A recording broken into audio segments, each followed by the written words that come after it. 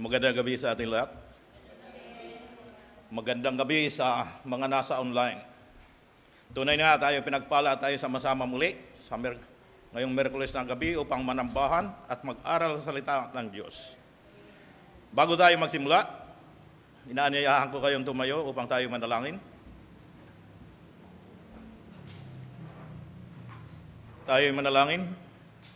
Panginoon Diyos na makapangyarihan sa lahat, kami po muling narito at sama-sama dudulog sa inyo, Panginoon. Salamat at muli nyo kami tinipon sa pananambahan. Nawa kayo ang mga una sa aming gawain, samahan po ninyo kami at gabayan upang maging pagpapala ang mensaheng ipapahayag sa amin. Patawarin po ninyo kami sa aming mga kasalanan at linisin ang aming puso. Ang mga kapatiran paparating pa, inyo pong ingatan. At sa online, nawa ang pagpapala namin sa bahay-sambahan ay ganoon din sa inyo. Ihanda po ninyo kami, lalong higit ang aming puso't isipan sa pakikinig at pag-unawa. Nagtitiwala po kami sa inyong kadakilaan at katotohanan. Ito po ang aming dalangin sa pangalan ng Panginoon Hesus. Amen. Manatiling nakatayo, tayo umawit sa Panginoon. Magandang gabi po sa ating lahat. Good evening po.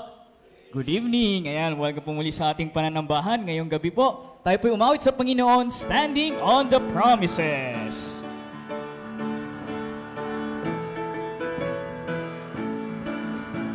Standing on the promises of Christ my King, through eternal ages let His praises ring.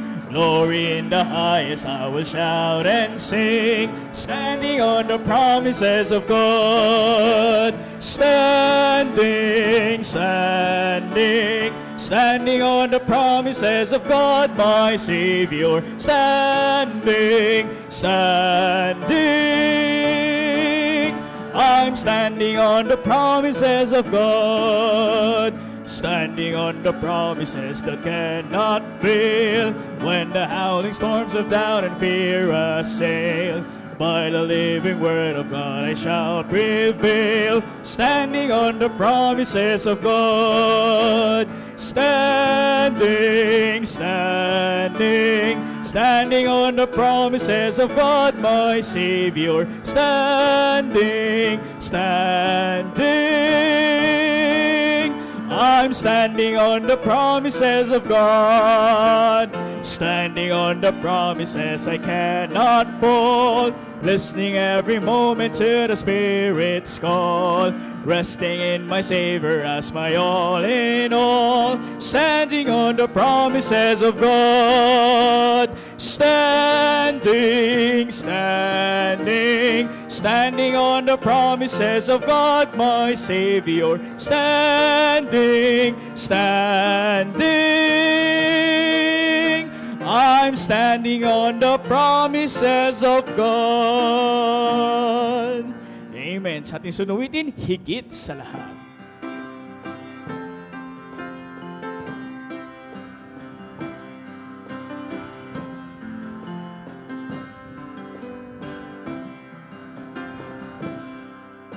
Kapag ang langit ay sadyang maulap at suliranin mo sa'yo'y nagpapahirap, at kung ika'y nag-alinlangan sa kanyang kapangyarihan, manalangin ka at ika'y pakikinggan. Simulan mong pagmasdan ang kapaligiran, mamamangha ka sa angkin niyang kagandahan. Mga ibong nag-aawitan, bulaklak na nagagandahan, di ba't mahal sila ng Diyos kailanpaman. Ngunit higit ang pag-ibig niya sa'yo, higit sa bawat nilikha niya sa mundo. Kung ang mga halaman ay kaniyang inaalagaan, lalo kanyang pakaingatan. Simulan mong pagmasdan ang kapaligiran, mababangha ka sa kanyang kagandahan. Mga ibong nag-aawitan, bulaklak na nagagandahan, di ba't mahal sila ng Diyos kailanpaman? Ngunit higit ang pag-ibig niya sa'yo, higit sa bawat nilikha niya sa mundo. Kung ang mga halaman ay kaniyang inaalagaan, lalo kanyang pakaingatan. Tunay higit ang pag-ibig ni Jesus, higit sa bawat suliraning taglay mo. Lahat ng hirap at pasanin mo'y kanyang lulunasan, lagi kanyang pakaingatan, lagi kanyang pakaingatan. Amen. At po ngayon, kamusta ng bawat isa naririto sa pamagitan ng pagkaway habang inaawit po, faithful and true.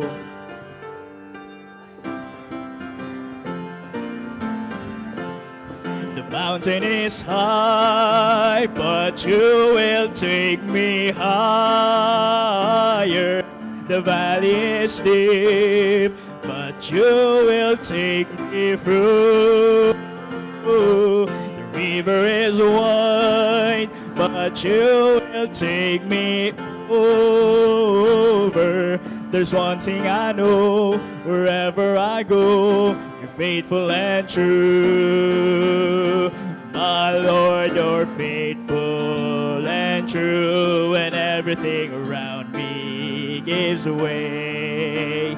Faithful and true to lead me from day to day. My Lord, you're faithful and true.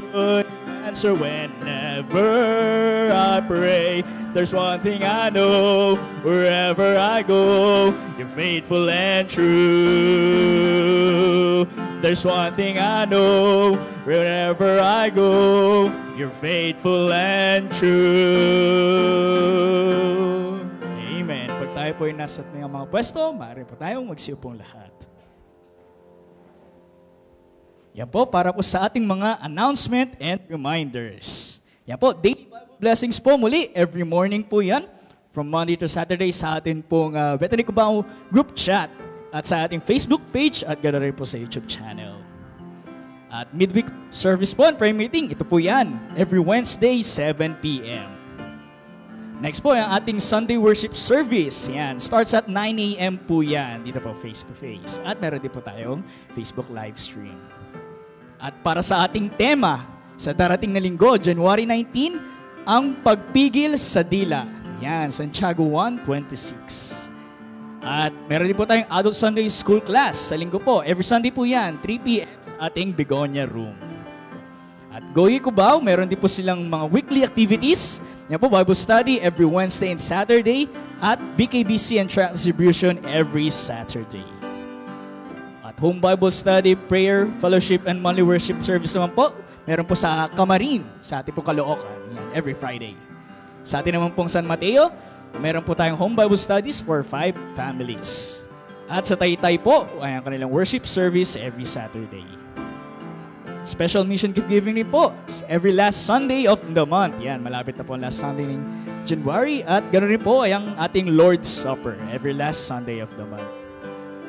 Yan, at muling paalala po sa ating programa, tuloy-tuloy po to hanggang kung next year pa or tuloy-tuloy pa. So, ang susunod na taon, each one bring one every Sunday. Yan, tayo patuloy na mag-invite. At yan po, Itong Sunday, yan, sa lahat po ng JYP at sa mga pusong JYP.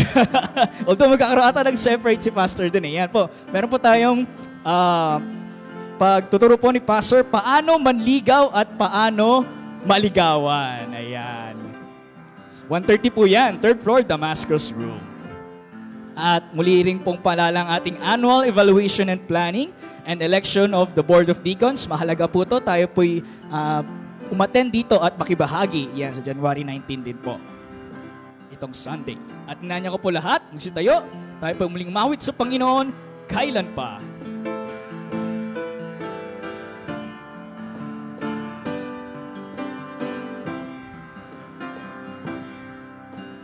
Kailan pa ibibigay ang buhay mo't lakas sa Kanya na nagbigay sa'yo ng buhay na wagas? Ang pangalan niyang banal kailan itatanyag kung wala ng pagkakataon at huli na ang lahat. Kung ang araw mo'y lumipas na, makuha mo pa kayang siya ay paglingkuran? Kailan pa kaya maglilingkod sa Diyos? Kung hindi ngayon, kailan pa?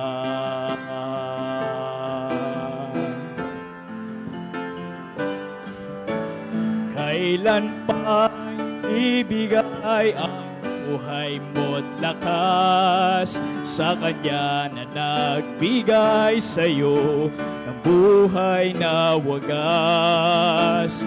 Ang pangalan niyang banal kailan itatanyag kung wala ng pagkakataon at huli ng lahat?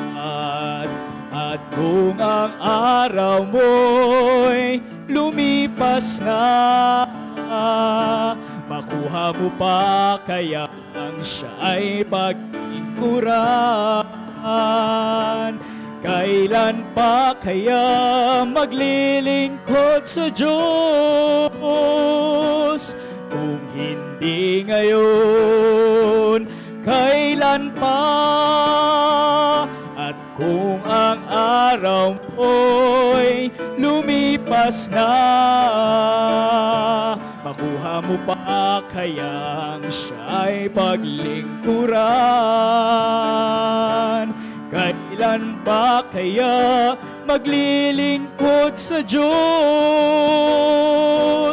Kung hindi ngayon, kung hindi ngayon, kung hindi ngayon, kailan pa? Amen. Bakit na po tayong magsiupo?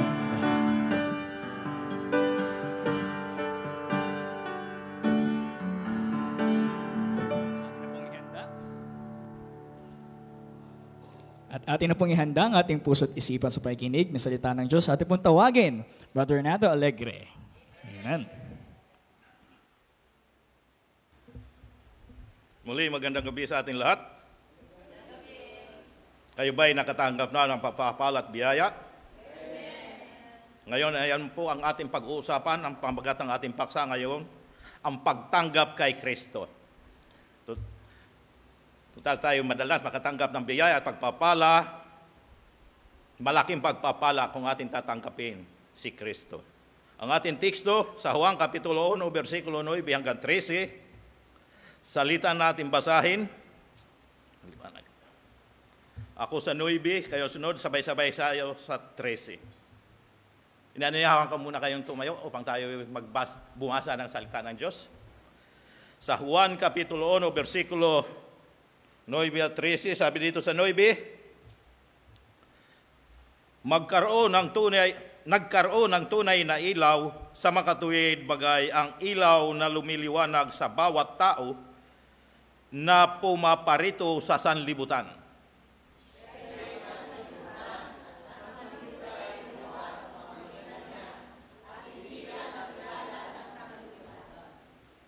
Siya'y naparito sa sariling kanya at siya'y hindi tinanggap ng mga sariling kanya.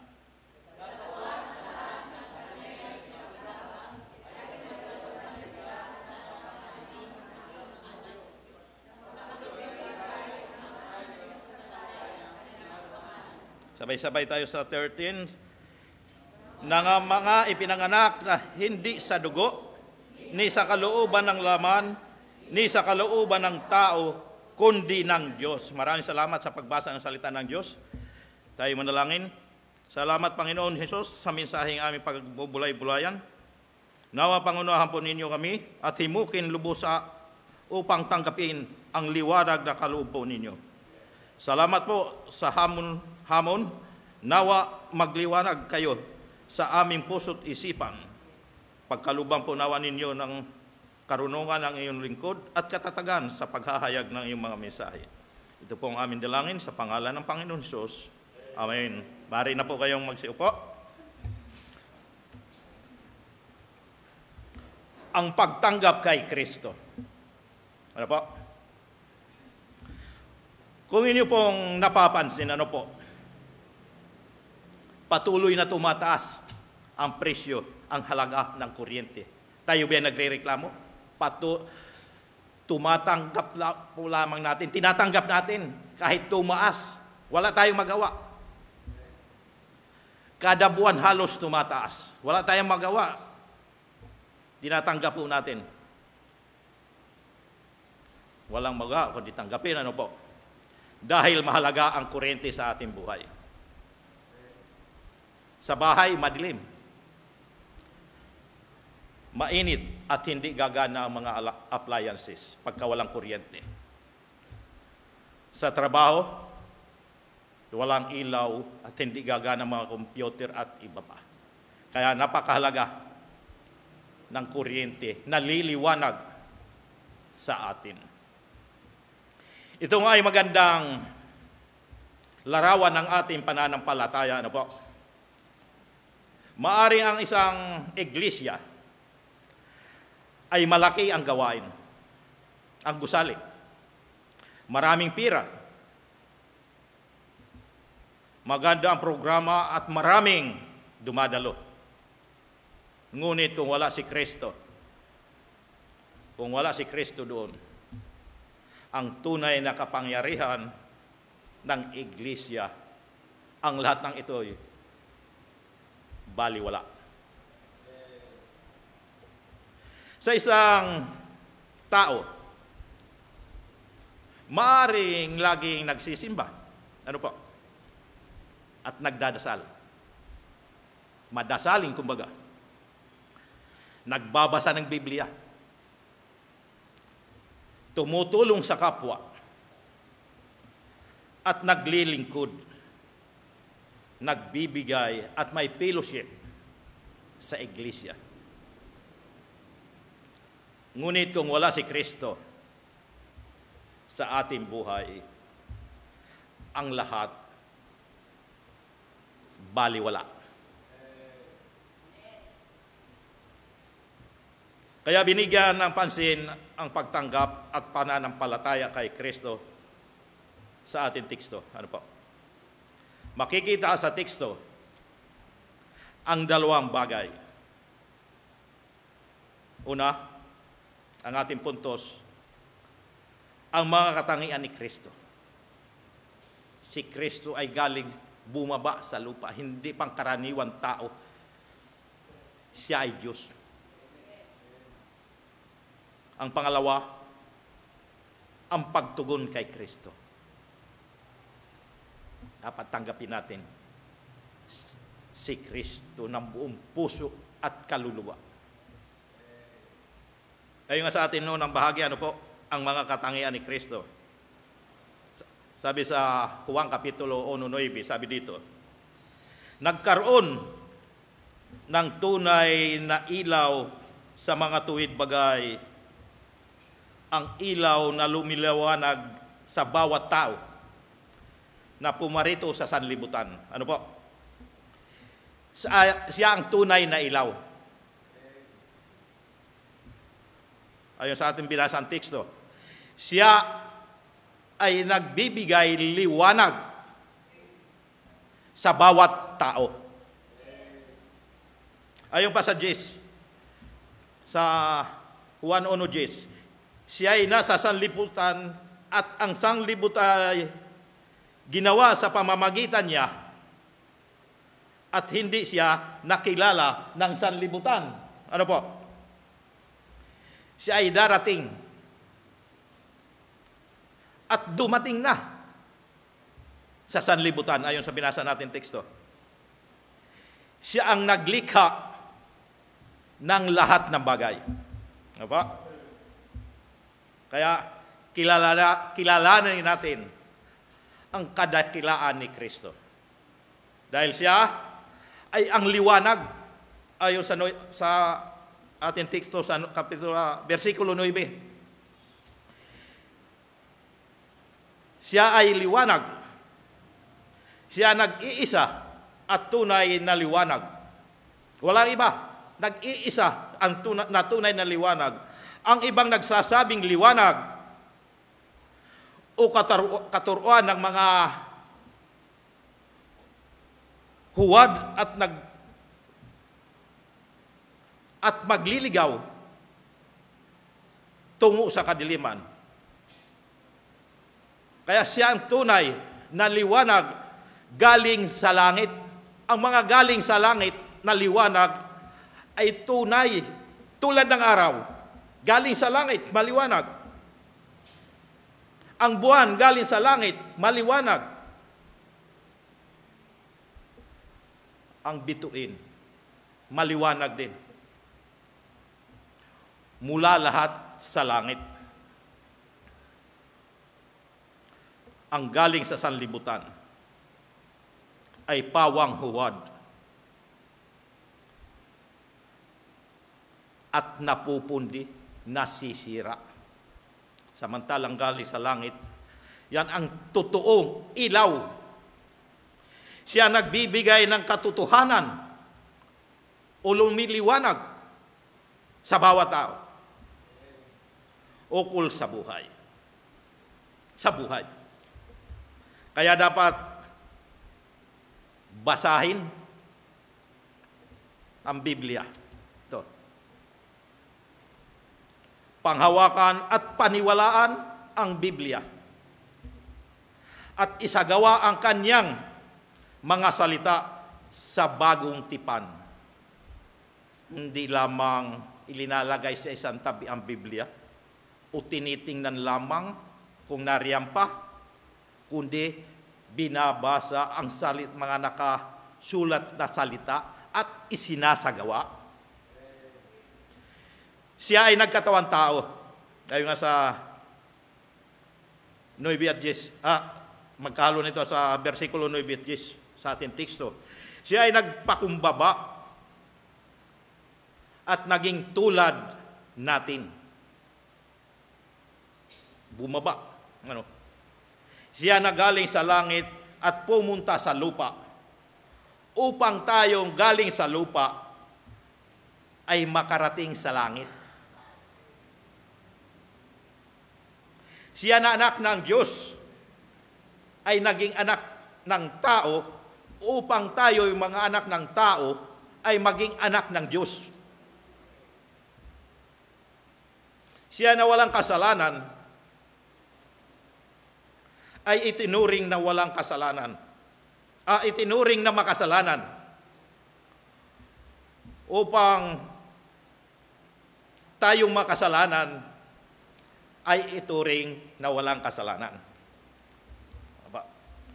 Siya na mayaman ay naging mahirap upang tayong mahirap ay maging mayaman. Sarap pakinggan, mayaman. Ang kanyang pagkatawan tao ay isang pagpapakumbaba. Kaya siya bumaba galing sa langit upang magpakumbaba. Bumaba sa lupa. Ayon nga sa Pilipos, Kapitulo 2, versikulo 5 hanggat 8, sabi dito,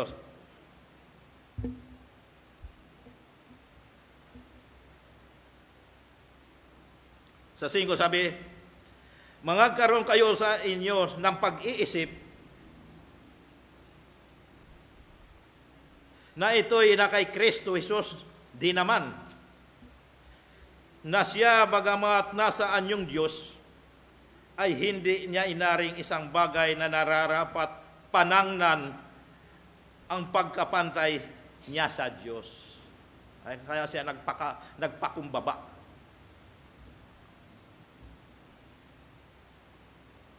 Kundi bagkus hinubad niya ito at nag-anyong alipin na katulad sa mga tao upang tayo maabot. Maranasan niya ang buhay ng tao sa lupa.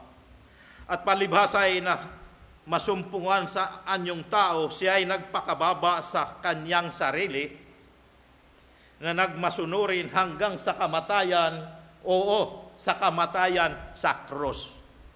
Ayan po.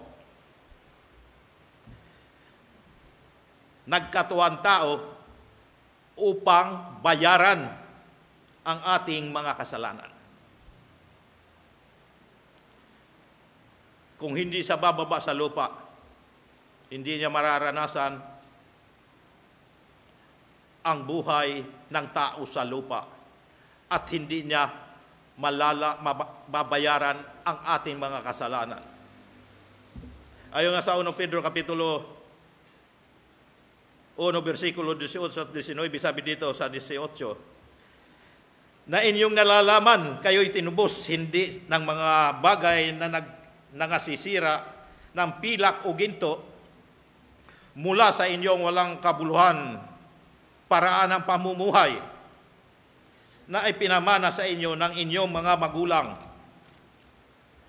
Sa 19, kundi ng mahalagang dugo, gaya ng sa korderong walang kampintasan at walang dungis, sa makatuwid bagay ang dugo ni Kristo. Ano po? Kaya wag tayong mag-atubili na tanggapin si Kristo. Tinubos niya tayo ng kanyang dugo. Napakahalaga ng kanyang ipinantubos sa atin, ang kanyang dugo. Nagkatawang tao upang magbayaran ng ating mga kasalanan at maunawaan niya ang ating mga kahinaan. Mararanasan niya ang hirap sa lupa. Nais niya danasin, kaya siya bumaba sa lupa at maunawaan niya ang ating mga kahinaan. Hebreo 4, versikulo 15 at 16, sabi dito, sapagkat tayo walang isang dakilang saserdote na hindi maaring mahabag sa ating kahinaan, kundi isa na tinukso sa lahat ng mga paraan, gaya rin naman natin, gayon may walang kasalanan. 16, magsilapit nga tayo may pagkakatiwala sa luklukan ng biyaya upang tayo magsipagtamo ng awa at mga kasumpong ng biyaya upang tumulong sa atin sa panahon ng pangangailangan. Alam po ni Kristo ang ating mga kahinaan at mga sikreto. Kung kayo may mga tinatagong lihim, alam niya yun. Walang maitatago sa Kanya. Kaya, tayo ay magpuri at magpasalamat sa Kanya at tumawag na may pagtitiwala sa panalangin. Dahil bistado niya tayo. Ang tanging may tutugon natin sa Kanyang pagmamalasakit sa atin ay ang magpagpasalamat. Tanggapin siya, tayo magpasalamat. Siya ay naglikha ng lahat ng bagay. Ayun nga sa verse 10, ano po? Siya ay kasama ng Diyos. Diyos Ama na naglikha. 1 Corinto Kapitulo 8, versikulo 6, sabi dito, ngunit sagana ang atin ay may isang Diyos lamang, ang Ama, na buhat sa Kanya ang lahat, na Ama na buhat sa Kanya ang lahat ng mga bagay at tayo'y sa Kanya. At isa lamang Panginoon, si Hesukristo, na sa pamamagitan niya ang lahat ng mga bagay at tayo'y sa pamamagitan niya. Opo. Sa pamamagitan niya tayo nilikha. Kawangis tayo ni Kristo, ng Diyos. Kung kaya, siya ay Diyos. Dahil tagapaglikha at hindi lamang tao. Siya ay Diyos. Ito ang binanggit sa Juan Kapitulo 1, versikulo 1. Sabi dito, nang pasimula, siya ay ang Berbo, at ang Berbo ay sumasa Diyos, at ang Berbo ay Diyos. Diyos po, si Kristo, hindi nagkatawan tao po lamang. Sa 1:14, at nagkatawan tao ang Berbo at tumahan sa gitna natin, at nakita namin ang kanyang kaluwalhatian gaya ng sa bugtong ng Ama, na puspos ng biyaya at katotohanan ayon kay Juan. Siya ay Diyos na nagkatawan tao, sumasa Kanya ang Diyos. Ang ating pangalawang bahagi, ang pagtugon kay Kristo. Ang pagtugon kay Kristo, siya ay tinanggihan. Ano po? Tinanggihan. Siya ay hindi kinilala ng sanlibutan. Tinanggihan siya. Ayon sa Juan Kapitulo 1, versikulo 10, sabi dito, siya ay nasa sanglibutan at ang sanglibutan ginawa sa pamamagitan niya at hindi siya nakilala ng sanlibutan. Kaya siya ay tinanggihan. Siya ay hindi tinanggap ng kanyang sarili. Ayon sa 1:11, sabi, siya ay naparito sa sariling kanya at siya ay hindi tinanggap ng mga sariling kanya. Siya na may-ari ng sanlibutan, sa kanyang sanlibutan ginawa sa pamamagitan niya, ngunit siya ay tinanggihan at hindi tinanggap. Siya hindi kinilala ng sanlibutan. Siya ay kinilala bilang anak ng karpintero lamang. Ganun ang pagkakilala sa kanya, anak ng karpintero lamang. Mateo 13:55 hanggang 58, sabi dito.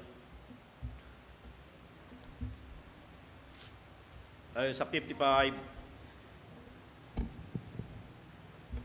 hindi baga ito ang anak ng anluwagi? Hindi baga tinatawag na Maria ang kanyang ina, at Santiago at Jose at Simon at Judas ang kanyang mga kapatid? Karpintero po, anluwagi ang pagkakilala sa kanya. Hindi Diyos. Sa 56, at ang kanyang mga kapatid na babae, hindi baga silang lahat ay nanga sa atin. Saan nga kumuha ang taong ito ng lahat ng ganitong mga bagay? Napagdudahan pa ang kanyang karunungan. Ano po? 57, at siya ay kinatisura nila, datapwat sinabi sa kanila na Jesus, walang propeta na di may kapurihan liban sa kanyang sariling lupain at sa kanyang sariling bahay. Siya ay kinatisuran at hindi pinaniwalaan. At siya ay hindi gumawa roon ng maraming makapangyarihang gawa dahil sa kawalaan nila ng pananampalataya. Kaya sa iba siya naggumawa ng mga himala, hindi sa kanyang sariling bayan. Kaya magpasalamat kay Kristo dahil handang tumanggap, tanggapin ang pagtanggi ng mga tao. Opo.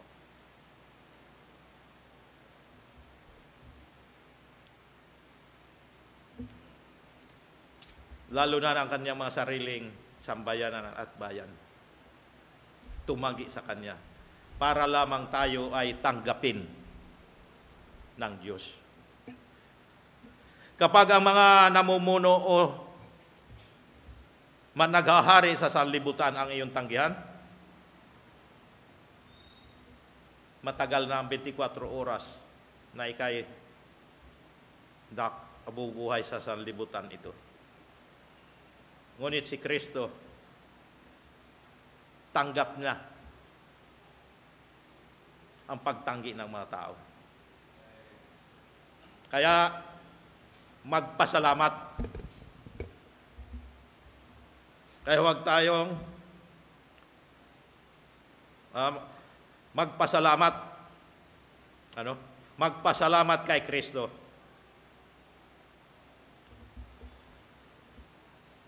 At maluwag din na tanggapin ang pagtanggi ng matao sa atin. Lalo na sa pagbabahagi ng salita ng Diyos. Nangyayari po yan. Si Kristo ay tinanggihan, lalo na tayo. Natakasunod at alagad lamang. Kaya huwag na tayo magtaka. Kung nangyayari sa atin, kay Kristo man ay nangyari din. Ayon nga sa Mateo 10:24 at 25, sabi dito, hindi mataas ang alagad sa kanyang guro, ni hindi na rin mataas ang alila sa kanyang Panginoon. Sukat na sa alagad ang maging katulad ng kanyang guro at sa alila ang maging katulad ng kanyang Panginoon. Kung pinanganlan nilang Beelzebub ang Panginoon ng sabayan, gaano pa kaya ang mga kasambahay niya? Opo. Kaya huwag tayo magtaka.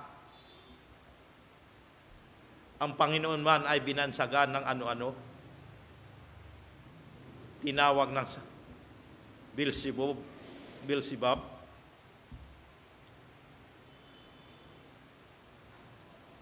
Huwag na tayo magtaka. Natatanggihan tayo ng mga tao. Si Kristo man ay tinanggihan din. Siya ay dapat tanggapin. Na dapat tanggapin, subalit tinanggihan, po. Ayon sa Juan Kapitulo 1, versikulo 12. Datapwat ang lahat ng sa kanya ay nagsitanggap, ay pinagkaluban niya sila ng karapatan maging mga anak ng Diyos. Ayun. Ang mga tumanggap sa kanya ay ang pananampalataya sa kanyang pangalan. Sa makatuwid bagay ang mga nagsisampalataya sa kanyang pangalan. Ano po? Ang napagtanggap sa kanya ay ang pananampalataya sa kanyang pangalan, at ang mga tumanggap sa kanya ay binigyan niya ng karapatan maging anak ng Diyos. Kaya siya ay dapat tanggapin. Subalit, tinanggihan.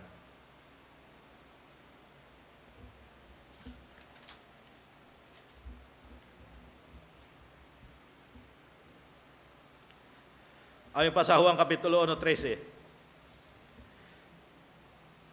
na mga ipinanganak na hindi sa dugo, ni sa kalooban ng laman, ni sa kalooban tao, kundi ng Diyos.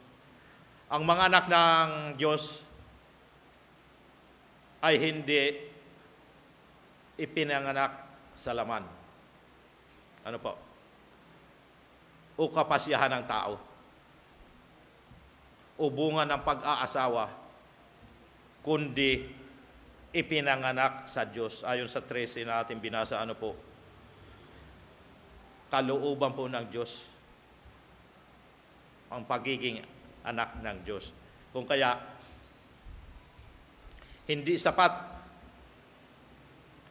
na maniwala o manampalataya lamang, kundi dapat tanggapin si Kristo sa ating buhay. Ano po? Tanggapin.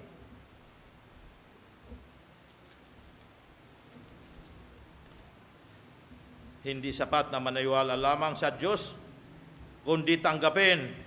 Oo, kahit ang mga demonyo ay naniniwala sa Diyos. Kaya dapat natin tanggapin, hindi lamang maniwala.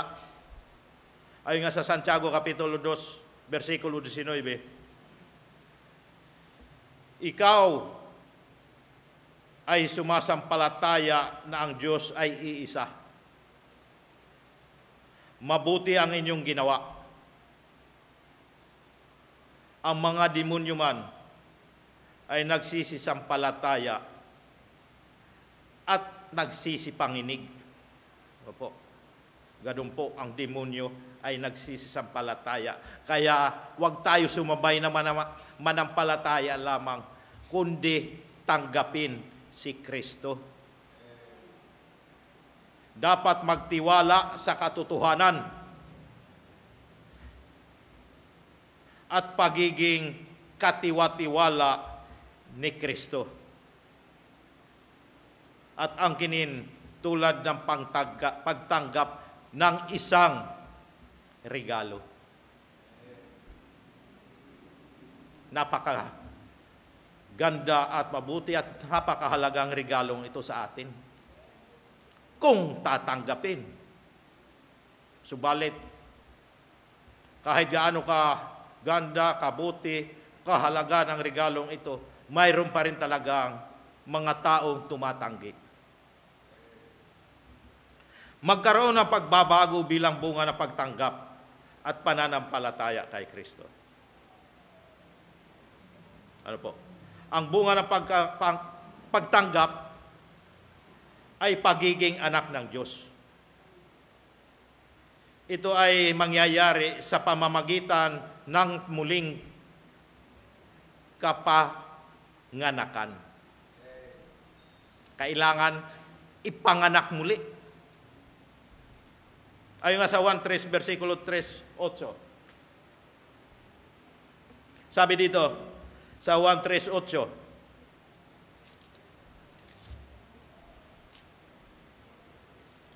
ito ang tanong ni Nicodemo, isang pare, ano po, sinagot siya ni Jesus. Sumagot si Jesus, sabi dito.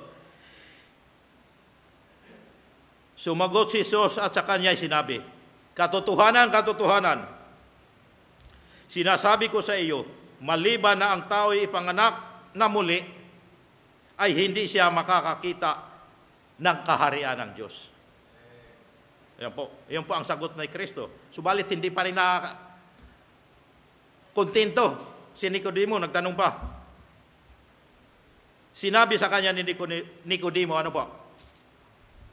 Sa 4, paanong manganganak ang tao kung siya ay matanda na?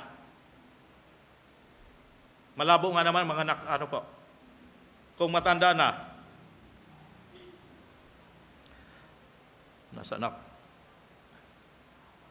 Makapapasok baga siya bilang ikalawa sa tiyan ng kanyang ina at ipanganak? Sinagot siya ulit niya, Panginoon, sa 5, sumagot si Jesus, katotohanan, katotohanan, sinasabi ko sa iyo, maliban na ang tao'y ipanganak ng tubig at ng Espiritu, ay hindi siya makakapasok sa kaharian ng Diyos. Ayan po, kaya nga, mayroon tayong bautismo, ano po? Panganganak sa tubig. Pagka ilublob ang isang binabautismohan, bilang papatay na ilulublob buong katawan at iaahon, sasabihin, ika'y namatay, at muling nabuhay. Pagka yan muling nabuhay, sabay hihinga ng maluwag, bubukang bunga, papasok ang Espiritu sa wangis ng Diyos. Ang iba nagbabautismo, buhok lang, ang ulo lamang ang binabasa o kaya winiwisikan. Kaya, kilala nilang Diyos, alam nilang may Diyos, subalit ang puso nila malayo sa Diyos. Hindi sila nabautismuhan ng buo. Ang kanilang bahay hindi nabasa, malayo sa simbahan, ayaw manambahan dahil hindi kilala ang Diyos. Hindi nila nagtitiwala dyan ng Diyos. Sila ay naniniwala pero ayaw tanggapin ang Diyos. Kaya dapat buo, ilublob sa tubig. Yan ang may panganak na muli sa tubig at Espiritu. Nasaan ako? Mayroon pa akong babasahin sa 8. Ano po? Kaya, sabi sa ang ipinanganak sa laman ay laman nga, at ang ipinanganak sa Espiritu ay Espiritu nga. Kaya sa 7, huwag kang magtaka sa aking sinabi sa iyo. Kinakailangan nga kayo'y ipanganak na muli. Umihip ang hangin kung saan niya ibig, at naririnig mo ang kanyang ugong, ngunit hindi mo nalalaman kung saan ang gagaling at kung saan paroroon. Gayon ang bawat ipinanganak ng Espiritu. Ano po? Kaya kalooban ng Diyos. Kalooban ng Diyos ang pagiging anak. Ang pagiging anak ng Diyos sa pamamagitan ng pagtanggap kay Kristo ay katibayan na hindi lahat anak sa Espiritu ng Diyos. Hindi lahat ang tumanggap lamang. Kailangan pang tumanggap upang maging anak ng Diyos. Ang mga tao ay anak lamang sa paglikha. Ayon nga sa Gawa, Kapitulo 17, versikulo 28 at 29, sabi dito, sapagkat sa kanya tayo'y nangabubuhay at nagsisikilos, at mayroon tayong pagkatao na gaya naman ng sinabi ng ilan sa inyong sariling mga manunula, sapagkat tayo na may sa kanyang lahi. Sa 29, yaman tayo ngay lahi ng Diyos, ay hindi marapat natin isipin na ang pagka-Diyos ay katulad ng ginto o pilak, unang bato na inukit ng kabiasnan at katalinuhan ng tao. Hindi gawa-gawa ng tao ang ating Diyos. Siya ay tunay na Diyos galing sa langit.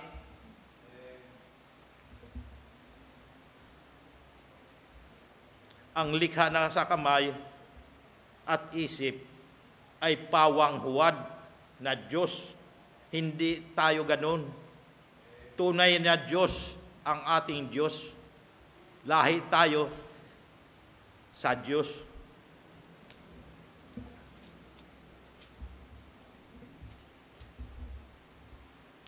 Dahil nga sa muling pinanganak sa Espiritu kay Kristo, tayo ay mga bagong nilalang.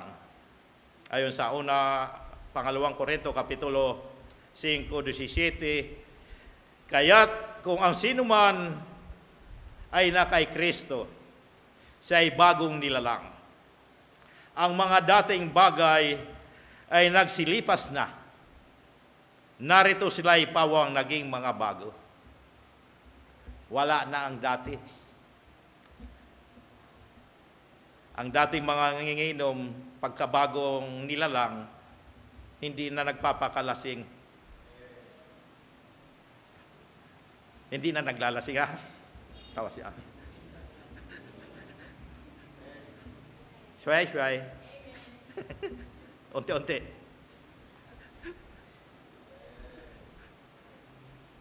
ang kaligtasan ay bunga ng biyaya ng Diyos at hindi gawa ng tao.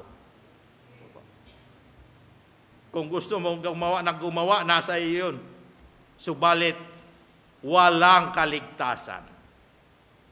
Gusto mo mamudmod sa lapi, magpakain ng maraming tao dahil gusto mong gumawa ng kabutihan sa kapwa, nasa iyo yun. Ngunit walang kaligtasan. Ang ating pagiging anak ng Diyos ay hindi bunga ng ating sariling kalooban, kundi bilang pagkilos spiritual sa ating buhay. Ito ay katibayan ng kaligtasan ay pawang biyaya lamang ng Diyos. Ayon nga sa Juan 1:13 sa ating binasa, ano po? Kaya kailangan sa langit ay hindi lamang binagong gawain, kundi binagong pagkatao. Pinalitan ang luma, binago na. Sa langit, hindi pwede doon ang luma. Pagkatao, malinis ang mapupunta sa langit.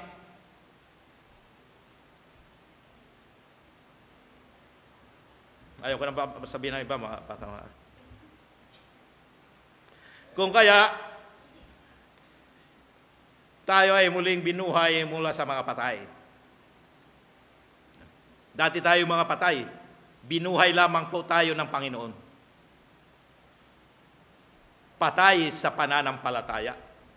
Ayon sa Efeso Kapitulo 2, 1 at 2, sabi dito, at kayo'y binuhay niya nang kayo'y mga patay.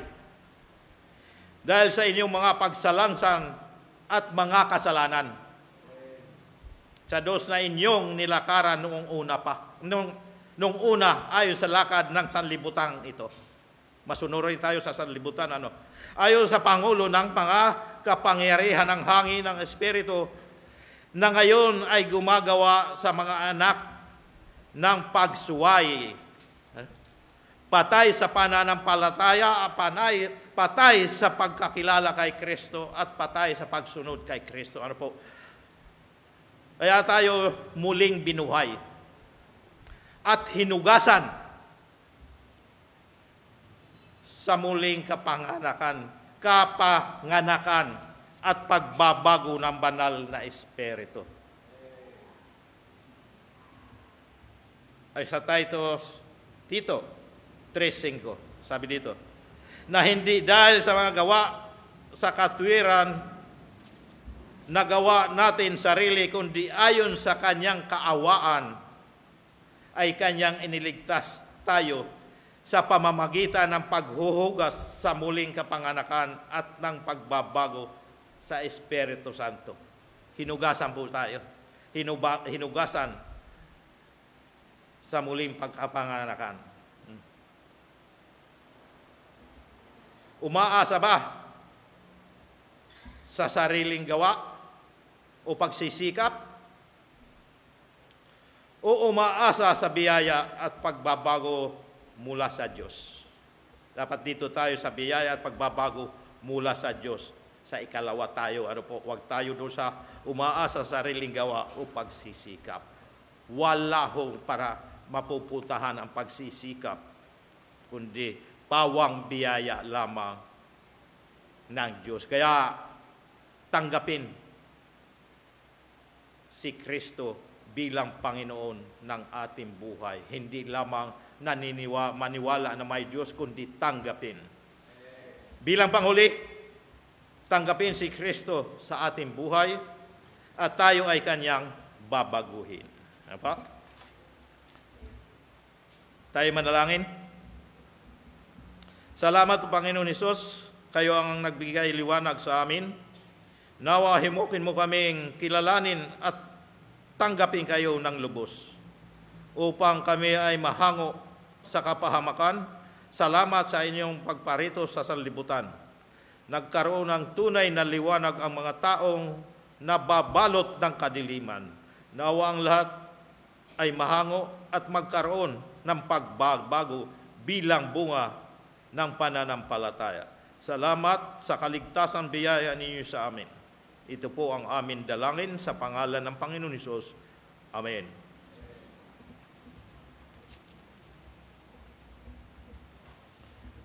Sa ating pagkakaloob, ayon nga sa ating teksto, Malakay, Kapitulo 3, versikulo 10, sabi dito, dalhin ninyo ang buong ikasampung bahagi sa kamalig upang magkaroon ng pagkain sa aking bahay at subukin ninyo ako ngayon sa bagay na ito. Sabi ng Panginoon ng mga hukbo, kung hindi ko bubuksan sa inyo ang mga dungawan sa langit at ihuhulog ko sa inyo ang isang pagpapala na walang sapat na silid na kalalagyan. Kaya huwag tayo mag-atubili, magbigay sa ating Panginoon. Ibigay po natin ang pinakamabuting handog. Tayo manalangin. Salamat, Panginoon Hesus, ikaw bumaba sa lupa upang kami liwanagan ng tunay na liwanag. Nawa sa aming pagkakaloob, hipuin mo ang aming puso na magbigay ng may pag-ibig at kagalakan. Ito po ang aming dalangin sa pangalan ng Panginoon Hesus. Amen.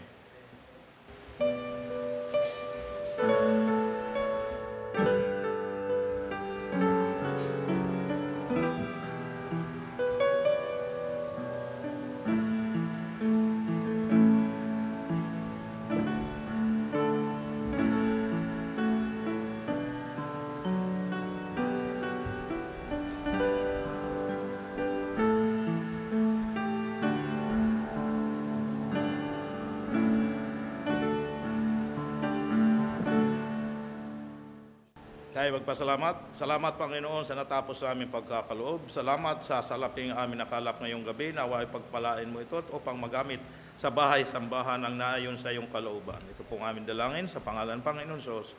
Amen.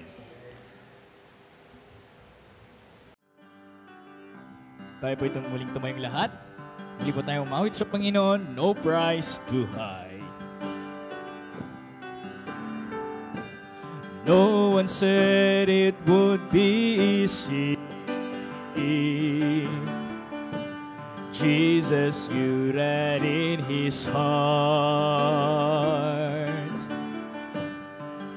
No Roman cross was pleasing. He knew that from the start. As he knelt inside the garden at the break of day, he asked a final pardon. Father, please take this cup away.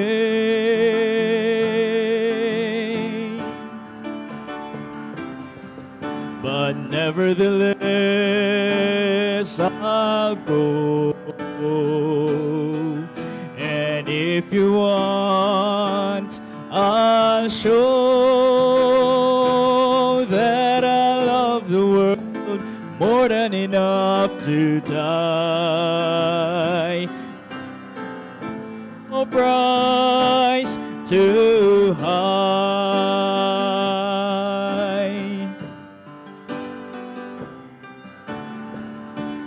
Jesus said that if I follow, I would have to walk his way. Forget about tomorrows. Don't look at yesterdays.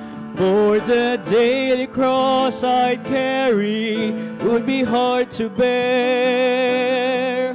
My sins I'd have to bury at the cross and leave them there.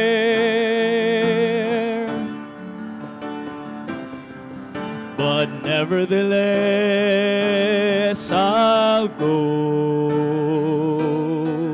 And if he wants, I'll show that he loved the world more than enough to die. for there's no price too high. How could He love me, and how could He die for me? I'll never repay all the debt that I owe, that I owe.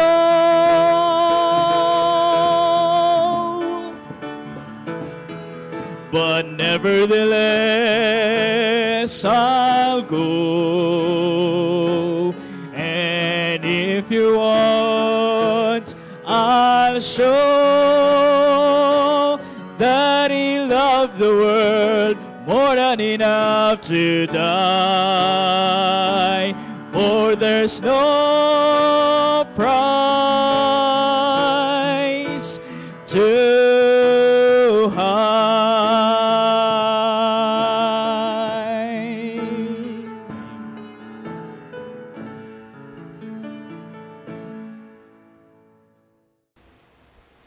Tayo manalangin. Panginoon Diyos na makapangyarihan sa lahat, salamat po sa mahalagang mensahe kaloob po ninyo. Nawa huwag mag-alinlangan sa pagtanggap ng liwanag ang mga nagnanais na maliwanagan ang madilim na buhay.